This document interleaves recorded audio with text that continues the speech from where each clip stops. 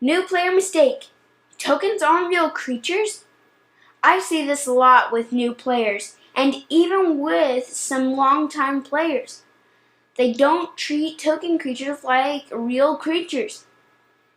It doesn't matter how the creature is created. Each has their purposes. I'm going to show you why right now.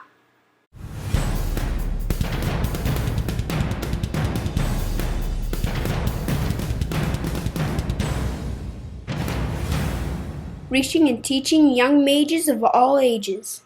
Welcome, young mage. I'm Rhino. I'd really like to know, what's the number one mistake you see new players make? Just put it in the comments below. Before we get started into this mistake, let's go over the differences in between a creature and a token creature. A real creature is one that has a mana cost. Most of the time, they are cast from your hand. You have to pay a casting cost to put it on the battlefield. When the spell resolves, you put that creature card on the battlefield. But a token creature is not cast from your hand.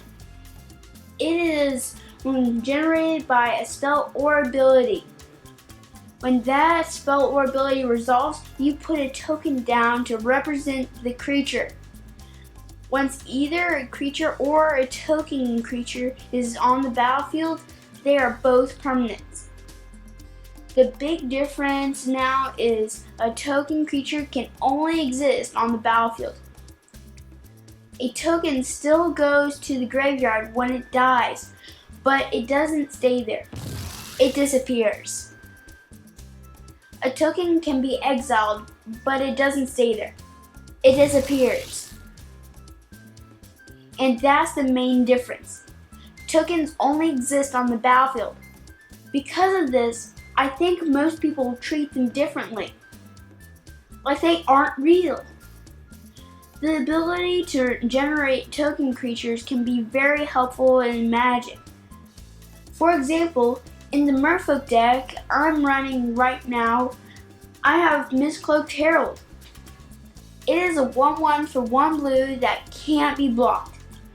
It's a really cool card.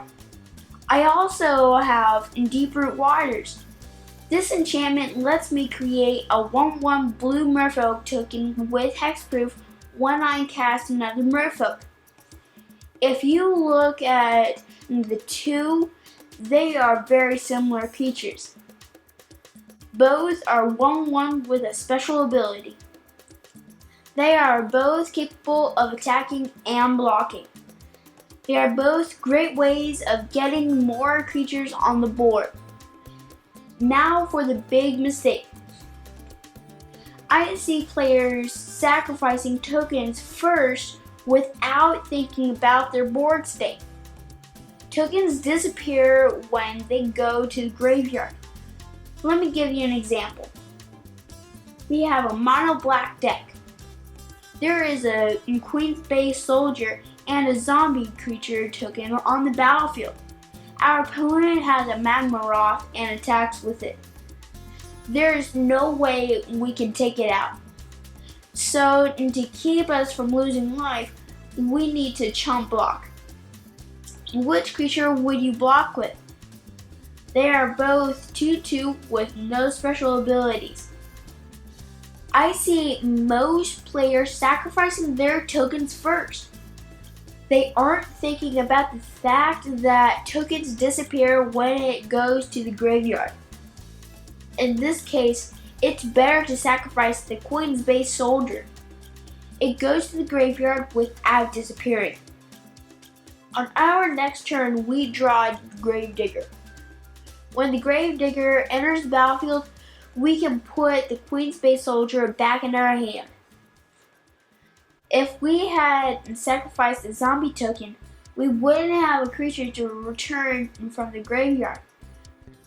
I know that not every deck has a way to interact with the graveyard, but if you get in the habit of sacrificing a token just because it's a token, you are likely to sacrifice the token when it does matter. Make sure you sacrifice the right creature for the right reason. Have you made this mistake before? How many times? Let me know in the comments below. I have more videos coming out soon showing you how to upgrade decks and play Magic better. So subscribe now by hitting that Rhino down below. And don't forget the bell notification so you don't miss a single one. These videos are possible because of my generous patrons and sponsors. Check out the videos on the side, they will interest you. I have more videos coming out soon, so until then, Rhino out. It's like, welcome in Mage, I'm Rhino.